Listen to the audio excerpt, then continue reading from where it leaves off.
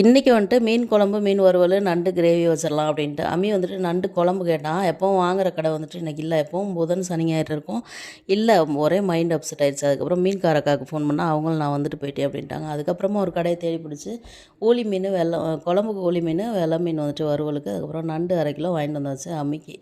வந்துட்டு இன்றைக்கி என்னன்னு தெரில, எங்கள் அம்மா ஸ்டைலில் வைக்கணும் அப்படின்னு சொல்லிட்டு. எங்கள் அம்மா ஸ்டைலில் வந்துட்டு குழம்பு வச்சுட்டு கூட்டி வச்சுட்டு அதுக்கப்புறம் வெங்காயம் பூண்டெல்லாம் தாளித்து அப்படியே கூட்டி வச்சு குழம்பு ஊற்றி மீனை போட்டு இறக்கணும். அப்படி தான் எங்கள் அம்மா வைப்பாங்க.